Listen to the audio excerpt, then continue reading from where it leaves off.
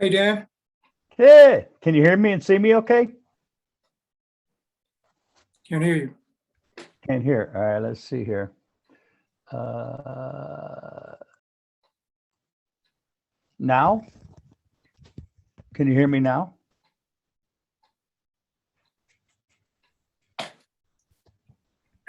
Are you muted? No, it's unmuted. Let's see here. Recording. I'll put my sound up more, see if that helps.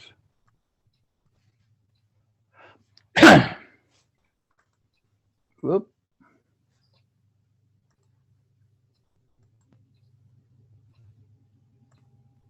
All right, let me try this again here.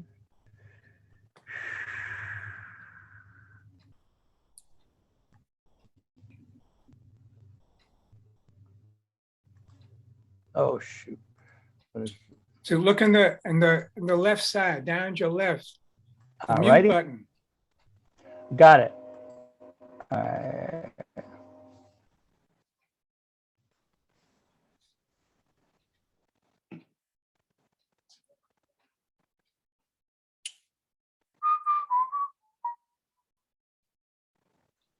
Hello? No. Um, hmm, mm, mm, mm, mm, mm. Don't know.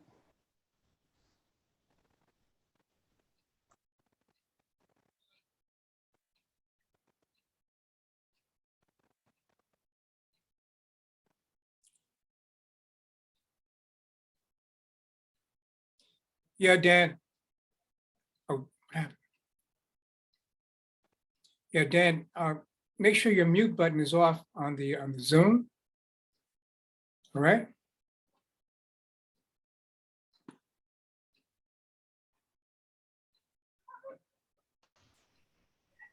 All right, how's this? Okay. Can you So hear me? check your messenger. You mean- all right, let's see here. There's chat.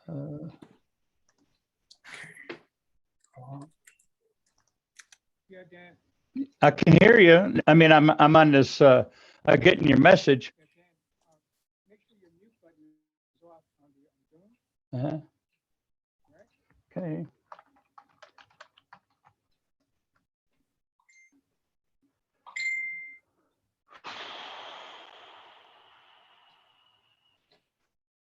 Okay. So check your messenger. Okay.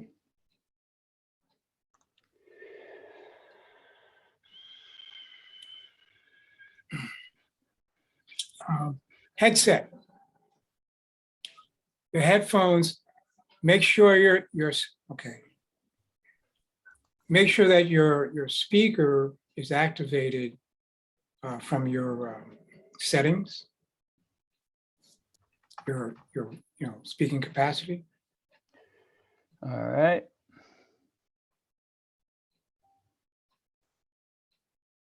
Okay, so chat settings. No, not that.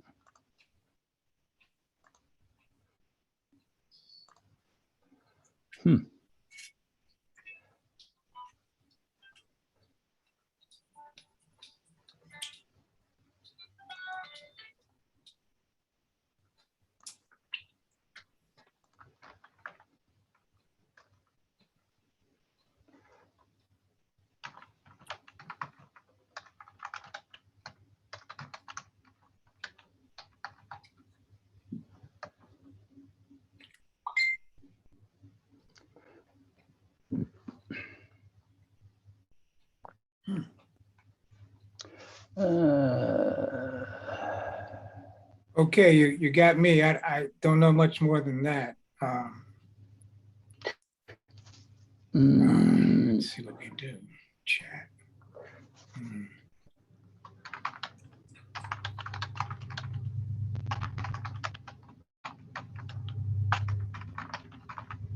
Okay, so what we can do.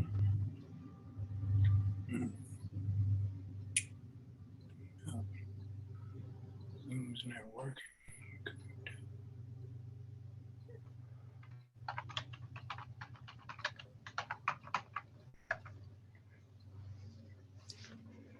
Can you hear me now?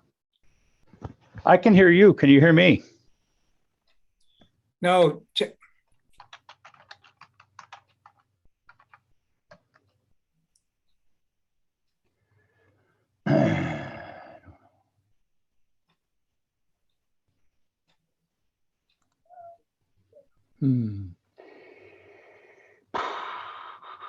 Take your time. No worries. Relax. Okay.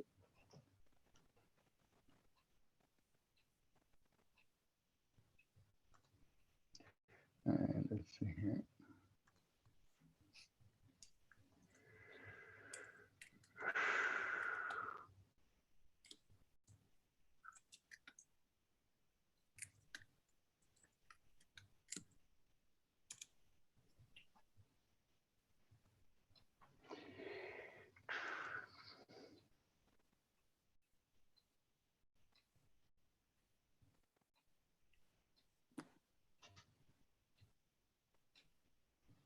You're in. All right, let's see here. It's telling me. Can you hear me? Yeah, I got you. Go ahead. All right, let me. I'm just going to adjust the volume. How's that? Is that better? You have a slight echo. All right. I don't know how to get rid of that. All right, you know what? Let's see here. I logged in and out twice. Yeah, because So- you're right. So cancel one of those. Okay.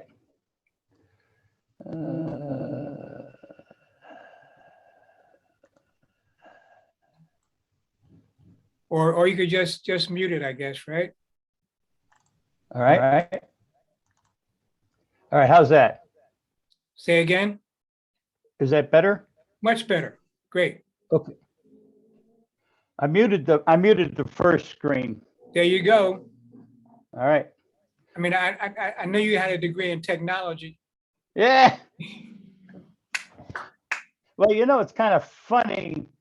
Since I got my new computer, Zoom doesn't work as good as it used to.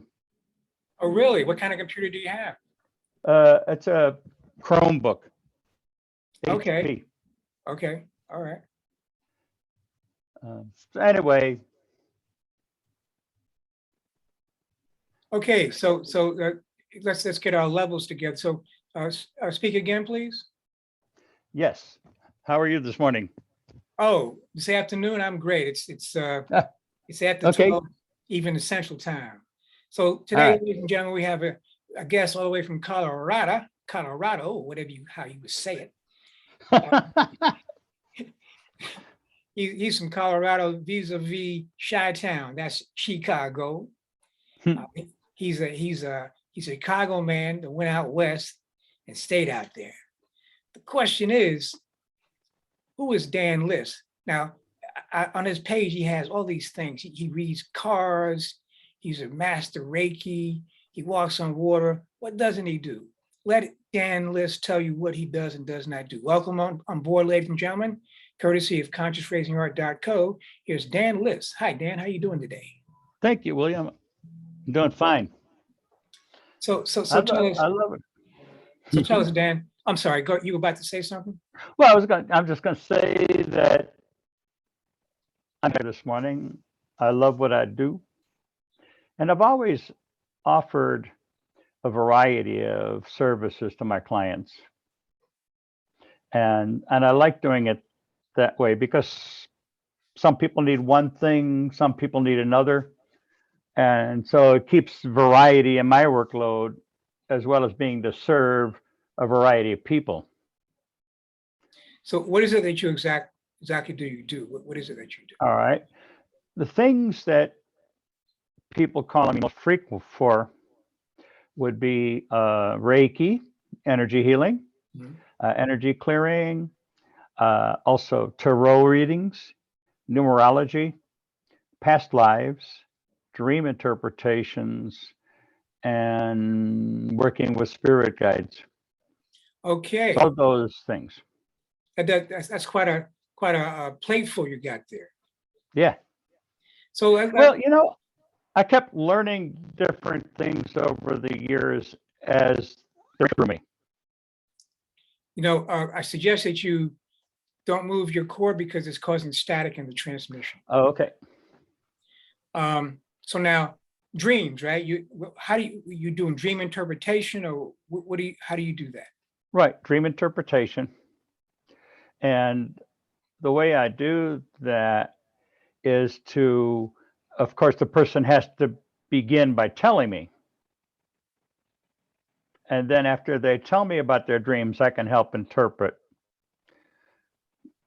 Sometimes people look in dream dictionaries to find things, but also you have to personalize them because, people will have like familiar characters coming to the dreams or their favorite food or music or number or color. So all of those things mean something special to that person. So when you help people interpret the dream, you have to find out what their proclivities are, what their likes are. Is that what you're saying?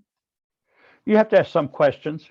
So, like if they say this character is always popping up on my dreams, I would have to ask them, like, does that remind you of anybody, or what does that make you think of? Okay, so I got a dream for you. Can you do my All dream? right. Yeah. Okay, I had a dream, right? Not Martin Luther King's dream, but I had my own dream. Hmm. My dream was there was a wall Hmm. to my left, and from that wall, all these tablets flew off the wall, and they landed at my feet. And the voice said, "These are for you. Share them with your friends and stay in your lane." So, what I think that means is that you need to use that information that was on those things that were hanging on the wall. So you're picking up and using them, not just letting them stay there and be a distant observant. All right, I'll buy that. That's good. There they are on the back wall. Yeah, nice. Right? Okay. Yeah. So there you go, ladies and gentlemen. He's the real deal. He peaked that one. Hmm. All right. So now we go from the dreaming, we go to the tarot cards. Yeah. I mean, what's the history about the tarot cards anyway? Well, they go back to 14th century Italy. The Crusaders brought them back from the Arab world, and along with coffee. So those were two things that Arabs liked that Europeans got to like once they were exposed to them. So within a very short time, as soon as Europeans saw cards, they loved them, and it spread from country to country. And even in those years before printing was discovered, people were making sets of cards. So early in history, I think they appreciated it because you could appreciate the cards just by knowing the pictures and the numbers and the symbols. And so originally it was a game, but then later on, when the major cards got added to the set, the ones with the names like lovers, death, justice, and so on, that then it took on a more spiritual meaning. Although back in those days, they also regarded those cards as the trick-taking cards. So sort of like pinocchles or spades or something. Oh, I see. So now how But many? then later on, people learned to add meanings to them or interpret them, and it's been popular ever since then. So now who added the figures to the deck? If the deck only had numbers to them, who added that? Well, those were added by various artists that were commissioned. So, for example, in a museum in Yale, the two oldest intact decks are called the Visconti and the Sforza. And those were the names of very wealthy and powerful merchant families from medieval Milan. And remember, in those days, both Michelangelo and Da Vinci competed for each other, with each other for jobs. And they were able to make their art because wealthy patrons provided them with money to do that. And so, in addition to cards, or you know what I mean, statues, paintings, that artists were also hired to make card sets. And so those were not done by Michelangelo or Da Vinci, but other artists of that same period. So, but I mean, the question is, we have the spiritual component aspect to it Right, that was added by the face cards, the lover, right, the right. conflict, whatever. So, but how, I mean, by what divination, by what concept did these guys come up with that? Do you know? How did they know I that? think twofold. Number one, back in those days, you could see somebody like the emperor or empress or a pope or someone like that representing a higher power in society. And so then at the same time, our ancestors knew that there were spiritual components to life. Because remember, even our caveman ancestor had funeral rituals. So why would they have a funeral ritual if they didn't think there was more to us than just our body? Right. Okay. So I think it was easy how it became twofold, because you're looking at what are the higher powers in life. Right. So, okay. So now we have, how many cards are there in the standard tarot deck now? 78. And how So many you got cards? 4 suits, the number 1 to 10, king, queen, knight, and page in each suit. And then you have the 22 major arcanas. Right. And then in the regular playing deck, there are 52. That is correct. The regular playing deck originated from that same root. Mhm. So, like in other words, if you take away the 22 major arcanas, you have the court cards, the numbers 1 to 10 and 4 suits, and the jester or the fool.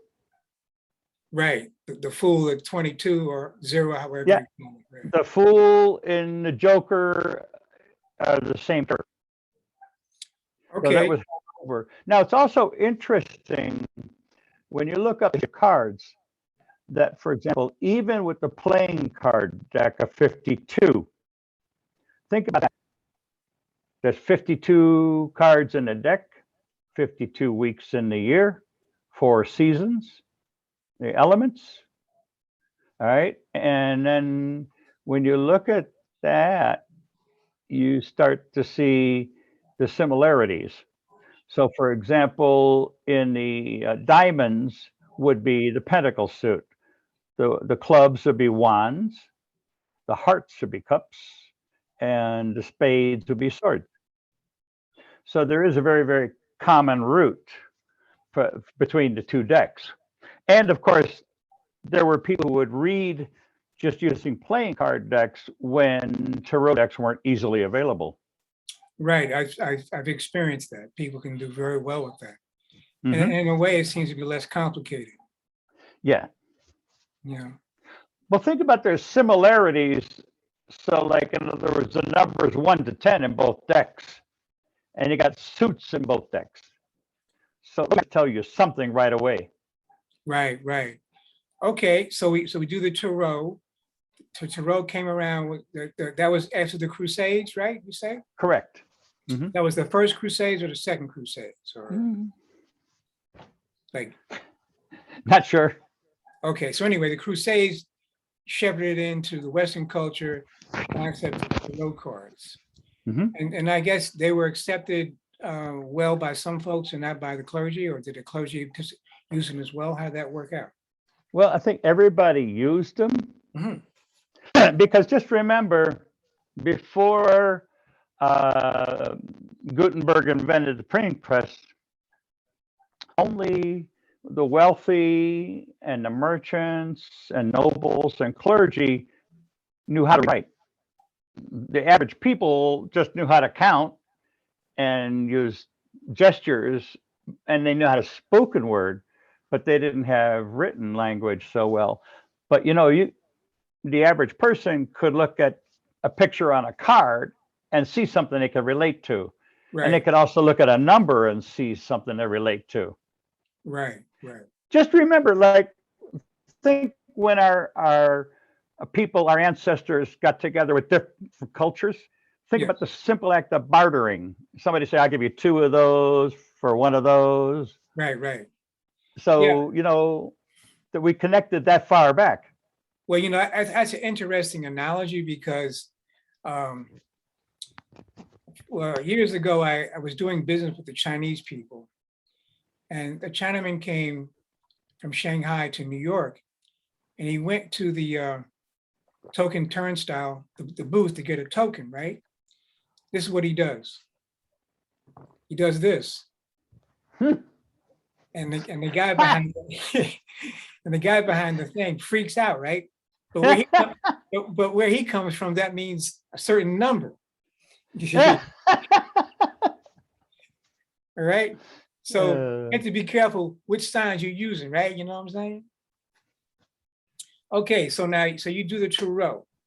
mhm. Um, how does that relate to the other stuff, like say Reiki's and all that? How does that work? They're not really related. They're like two different things that can do for a person. But I'll give you a good example. I do all my work here in my home office. Yes. And so sometimes a person may come to me and they're very stressed about, let's say, the ending of a relationship or the end of a job. And so, you know, at a time like that, maybe they need the energy clearing more than the reading. And that's what I'd Yes. recommend to them. Right. Right. Right. Right. Right. So you have the capacity to I would provide say to provide a I have the holistic capacity. to provide a holistic service. Correct. Correct. Because just think if a person's all stressed out because they just lost their job or they just lost their relationship, there's no confusion over why they're stressed. No. But the Reiki can directly help release stress. Well, okay, could you explain how Reiki works? Okay. It is a very gentle technique. You can see behind me the table. It's the Yes. same kind of table a massage therapist use. Okay. All right. So the difference is a person getting Reiki keeps their clothes on. We don't rub lotion on them and we don't use any heavy pressure. So it's always very light touch.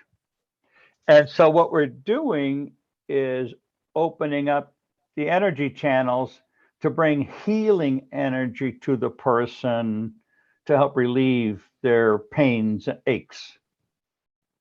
And so Okay.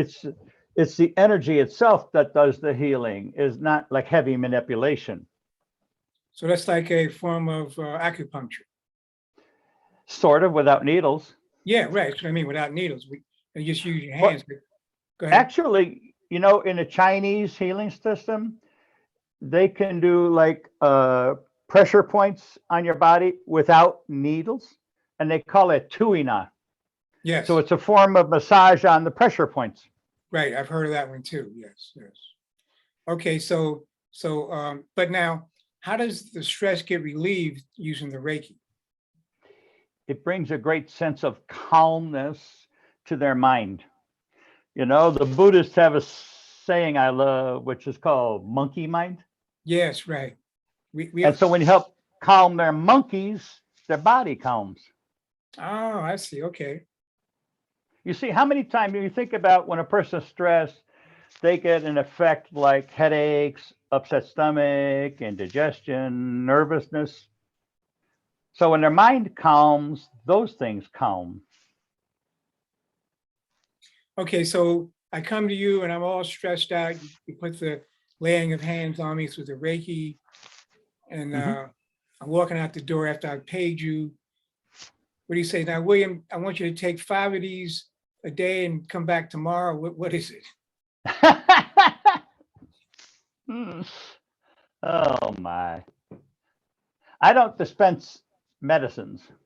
No, no, no, no. I didn't Uh, mean it like that. I didn't mean. I know you don't do medicine, but like, is there some type of technique I'm supposed to follow once I leave? Do I do meditation? Do I stand in my head? What do I do? yeah, I give people a few suggestions. Like, for example, I teach them some ways to connect with spirit every day, just, through the spoken word. I also want people to journal, and then I teach them some affirmations they can use, and also simple technique. Like, for example, if you're stressed, if you go take a walk, every time you put your feet down, you thank Mother Earth for taking the energy you don't need and recycling it. So that would be a technique they could take home with them. Well, all of these things I just mentioned would be come and do. What? Now, as far as how many times a person might need it, that will vary. Some people come to me one time and you never see them again. But then there's other people who are working through difficult changes, and maybe they see me regularly for a while, like once a week for a while or something. Okay, so they come once in a while. Hmm. You give them recommendations, Hmm. and they. But how do you find your people? They find me. Oh, what do you have? They find me by Googling. Okay. They find, also I do a few physical expos every year, every fall and spring. And Yes. so I do people that way. But I would say Google plus reference, other people, previous clients referring people to me. Um, I send out a newsletter twice a month, Okay. and it's free. And every time I send out the newsletter, something good happens. Like people call for appointments, or I get people just writing me back saying, "Thank you for that article. That was very helpful." Or I tried that experiment you suggested at home. So I get really good feedback and keep in touch with people. Wait, 2,500 people get my newsletter. Wow, that's a lot of people. That's what happens after you've been doing this for a number of years. Yeah, I guess you would expect to have that at least that many, right? Well, you build up. Yeah, I didn't have that many when I started. right. But every time I meet with somebody, or every time I do an event, I leave a sign-up sheet out there for people who want to get it. So even if I do a house party for somebody, new people will sign up. Well, but we have to exchange emails then. I want to be on your list. Maybe you can come on my list. Yeah, just send me your email. I'll send it. Okay, cool. I'll put that in the chat before we sign out. So now let's get Certainly. back. Let's get back into the nitty gritty here. All right. How did you get your training? Would you go to the monastery? You went to the temple. What did you do? You went to the pyramids. How did it work? How did I learn things? Yeah, I mean, you often all these great things. I Yeah. mean, one day you just woke up and you had them. No, how did you? Nope. Here's the story. I went to school and got my degree in writing and English because I Okay. wanted to be a professional writer. Oh, And so I did become a professional writer. And eventually I worked my way up to a metaphysical magazine because I had been making a lot of money doing business writing and journalism. But then one day, just for fun, I volunteered to write a free article every month for a free metaphysical newspaper. And so they kept sending me out to interview different people. And then eventually I went from being a regular writer to being the editor. So then every time somebody would come to town on a book tour or speaking tour or something, I got to meet them and interview them. Publishers would send me copies of their books or CDs or whatever, or invite me to the workshops. So this was in Metro Atlanta. Oh, okay. And so every time these people came through, I got to meet them and work with them. So eventually, after about 20 years of doing this, I learned things from all these people I was interviewing. So in a sense, becoming a professional writer led me to becoming a professional healer. Oh, right. I got you. Wow, that's a deep story. So you've had 20 years on OJT. Yeah. Right? Yeah. Wow, man. And that's remarkable because most people don't have that claim. No, nobody else. I was the founding editor of the metaphysical magazines for Metro Atlanta. And then you left from Atlanta. Is that where it was? Atlanta, Georgia? Right. And then And now I moved out here. okay. Any particular reason? I have a sister who lives out here. Oh, okay. And so at that time, I was getting divorced. And she said, why don't you move out here? Oh, okay. So I did. And so now part of your, does diet play a factor into your system? Does what factor? Diet. Diet. Yes. Well, but for each of us differently. You see, I'm diabetic, so I have to watch my sugar intakes, for example. You know, other people may have some other dietary concern. But you know, you want to do things to stay healthy. Right, You know, right. if you had some celiac disease, and then you got to be aware of your whatchamacallit from the bread, you know. Gluten? Yeah, Gluten? gluten, that's what I was thinking. Yeah, yeah. Yeah, well, I So, you mean, know, they have different dietary concerns, but overall, you'd want to say you want to do healthy things for you, like eat healthy and exercise every day. right, right, right. What type of exercise do you recommend? Well, I like walking and swimming, simple Swimming. things. Swimming is one of the better ones, yes. Yeah. Okay, Just so we things got that any person can do right away.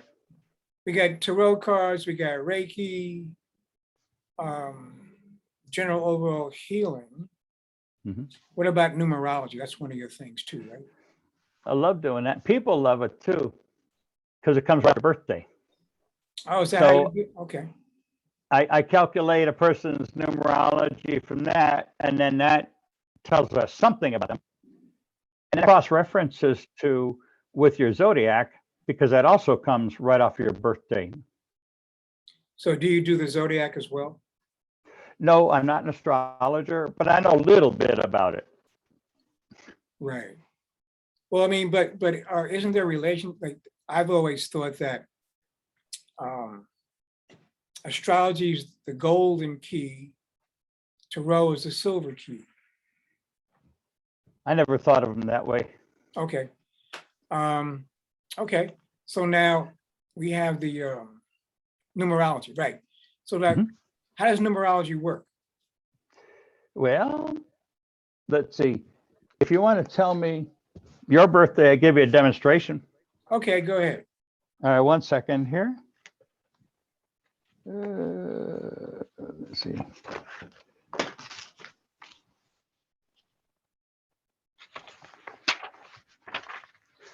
Okay, William, what's your birthday?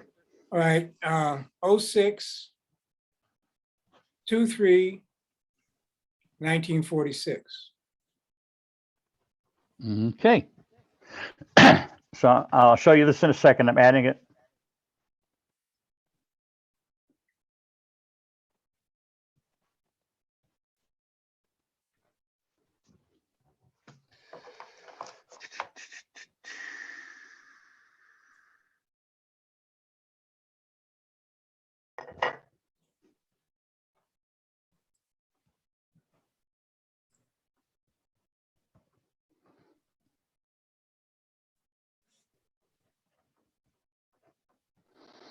All right.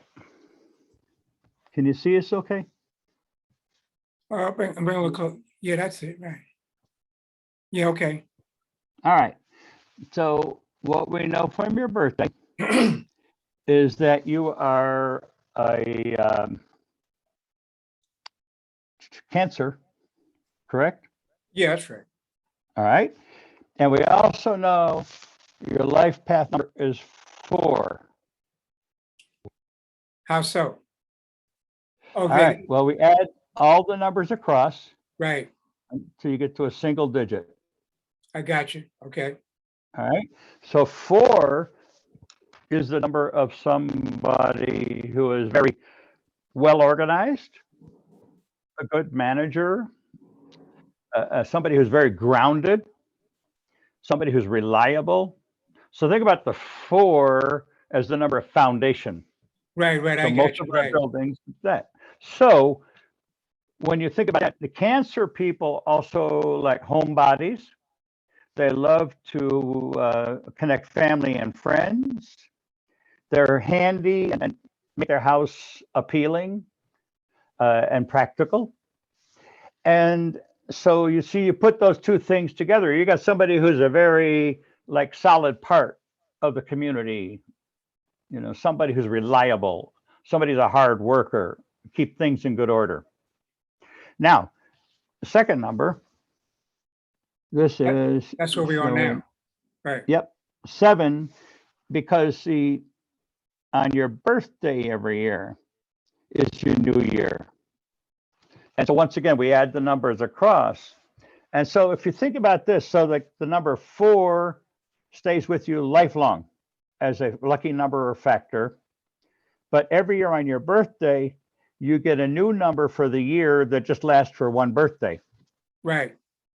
All right. So remember, we're living in a birthday to birthday year, not January, December. Yes. And so right now, the energy that you have been in since your birthday is one of being very introspective. So, like example, examining your 7 chakras and seeing which ones are strong or which ones need to be cleared. And then also in that introspective period, you are looking at what are your heartfelt beliefs or concerns, and then reorganizing your life according to that to make win-win situations with people and choose future projects and visions. Okay. Cool. That's pretty much right on. I got you. I always think an interesting, simple thing like the numerology like that can also be very accurate for a person. Can be very what? Accurate for a person. Right. So you must be a real hit at parties, right? Yeah, people love it. See, when you Hey, combine those two things, you're giving them something very personal, and it's going to take the cards, so then you enhance on that or right. expand on it. Right. Right. Right. Okay.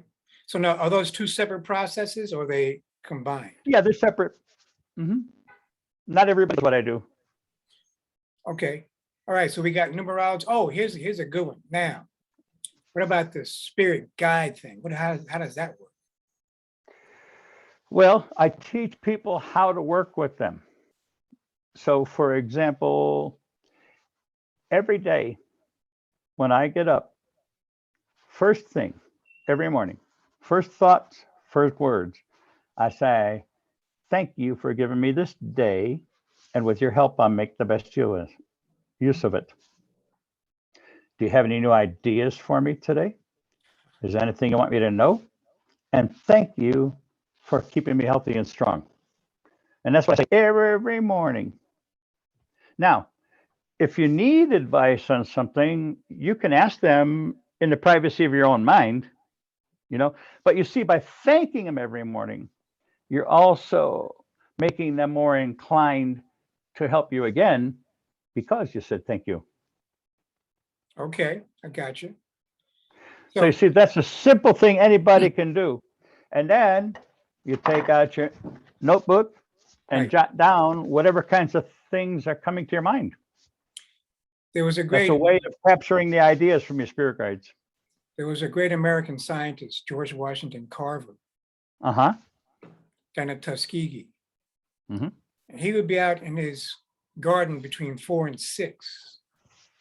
And he would ask the plants what he should do that day. Nice. And inside his laboratory, there were no books. He would just Hmm. do what the plants told him to do. Nice. That's an amazing thing. It is. Okay, so now we got the spirits, we got the numerology.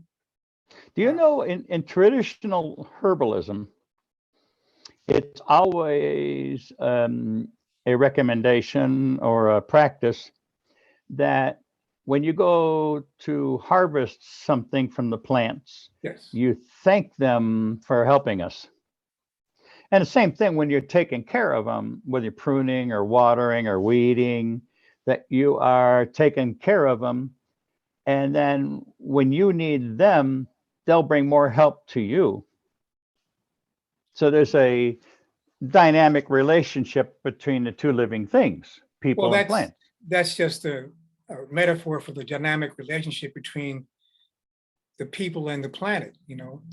Mm-hmm. Just the Mm-hmm. thing is that many people have forgotten that relationship, you know, and Yeah. view nature as a foreign thing. For example, like I find it useful to hug a tree every now and then because there's a transfer of energy, Mm-hmm. you know.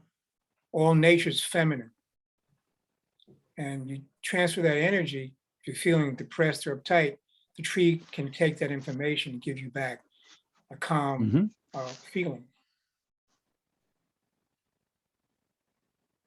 And you can do that right in any city. You don't have to go to the country to do that. Right. All right. So now we did a lot of things. There was something else I wanted to say. Um, what else do you do? Past lives? Yeah, yes. Let's get into the past lives. Do me up, baby. Go ahead. Hook me up. Yeah. Takes more than a minute. Okay. Usually, when you do past life regression, I have people recline on the table, and then I am guiding them. So we start with a guided meditation, and then I prompt them to recall from their own deep subconscious. So the whole time they're conscious enough that we can have a dialogue. So I can ask questions, they can answer, but they're the ones doing the recall.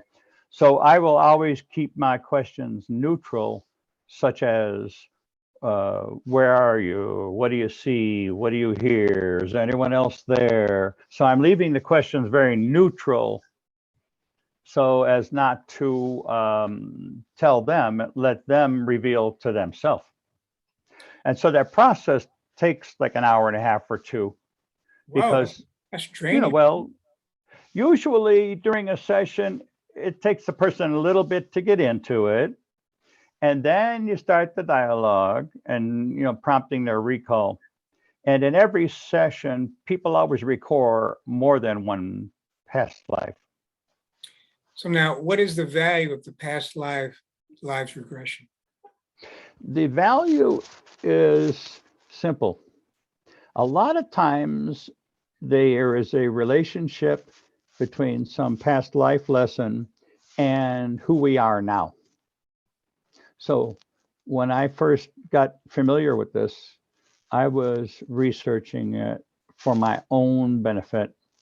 So, for example, when you look at skills that we have or abilities, but you also look at fears and phobias, well, all that stuff must come from somewhere. So, for example, you've met people who are just good at something, but they've never been trained at it. Yeah, right. Well, that must be a spiritual carry through. Yes. And the same thing when you see a person who's afraid of drowning or afraid of heights or something. Well, that's unique too. We're not all born with those same fears. Right. So if that's the case, if a person had a hang up about heights or water, Hmm. Hmm. by going back to that situation, Hmm. what happens when you go there? You can alleviate that fear. So, for example, if you know, for example, that in some past life you drowned in the ocean, then there's a logic to why you don't want to go on ocean cruises. Yeah. Okay. See, so it doesn't really change the course of your life, but it lets you have more choices, Let you do what? have more enlightened choices. Oh, okay. Excuse me. So also it lets you understand why you're doing what you're doing. Exactly. Exactly. So now, what's your overall view on, let's say, was it mastery, self-realization, self-actualization, enlightenment? You know, what's your view on all that stuff? I got you. I heard it. I heard it. I heard it. Eh, Yeah.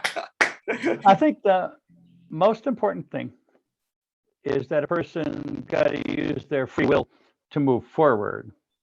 I have always found that curiosity was what inspired me to learn more because I got a naturally curious mind.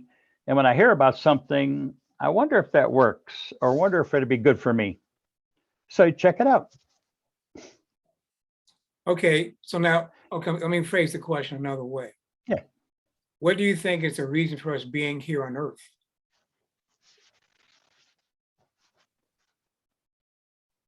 I think that this is a way for us to learn and evolve. And so that's why if you accept the principles like reincarnation or karma, then we're always learning lessons that we need to learn. Okay, so if we're learning, so we're here to learn, and what does graduation look like? The graduation will look like one day after we die, our spirit will go another level instead of coming back So why does the spirit come back? to learn more. So is learning an infinite or a finite? It's finite to a degree because when you learn your major life lessons, you don't have to keep repeating. Okay, so in other words, it's like I got left back, right?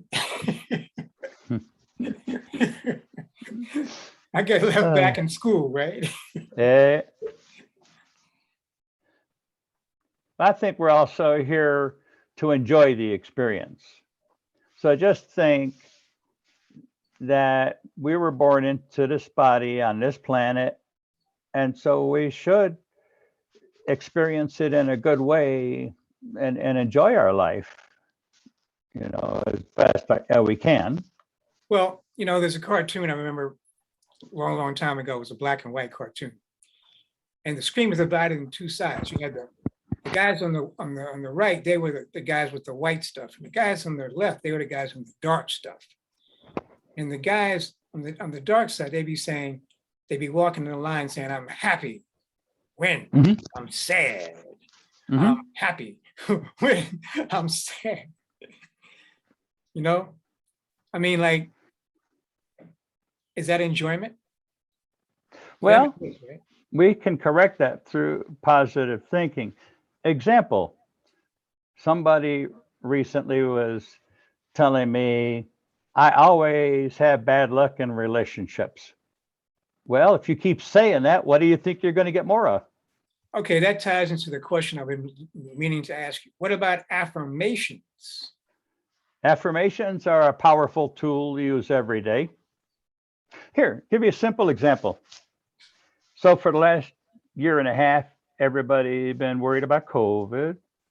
So how many people are walking around saying, gee, I hope I don't get it? And then you could also say to your spirit guides, thank you for keeping me healthy and strong. Which one feels better to say? Obviously, the second one. Hmm. You see, so your thoughts go along with your feelings too.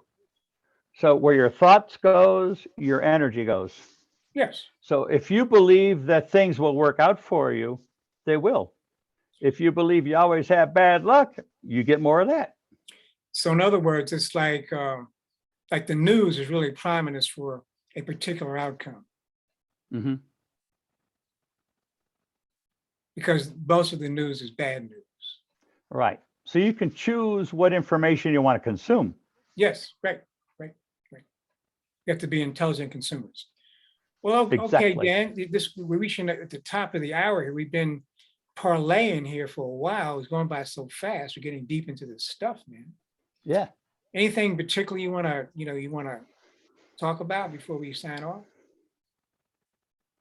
I would say this for every person in the world,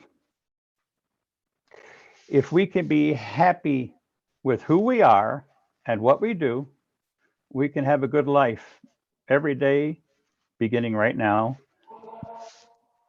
And so, for a lot of people, that would mean evolving into the best way of living or best way of earning a living, best way of having a relationship.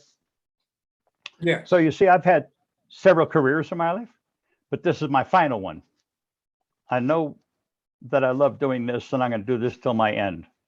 Now that's what I'm talking about. You see, Hmm. unless you've been on the trail, on the path, and come Hmm. to that conclusion, you don't get it. Right. Well, a lot of Like, experiment too. You yes. know, we learn a lot by trial and error. Well, that's what school's about, isn't it? That's right. I'm with you, man. It's like once I came and fell into this, I got it. Thank God. Finally, I'm in the flow, Hmm. and it's just like this is what I'm supposed to do. Makes me feel good. I'm Yep. happy. So, okay, so ladies and gentlemen, that's Dan and Dan Liss, and I was going to say Dan Bliss, but isn't that Dan Liss? And Dan is from Colorado via Atlanta, Chi-Town. He's a man that had many different careers, but now he's locked into the spiritual career, doing a great job. Dan, thanks for coming on. We here at consciousphrasingart.co appreciate you. And keep in mind, if we can help you in any way, let us know. So Well, that, thank you, William. you're quite welcome. That, ladies and I gentlemen, really appreciate you taking time with me today, and I look forward to seeing you again anytime. yeah. This is not the first. This is like an ongoing series of spiritual talks we can have every now and then, Yeah. right? So now, what I'm going to do right now, Dano, I'm going to just close the recording, but don't go anywhere. All right, All recording right. over.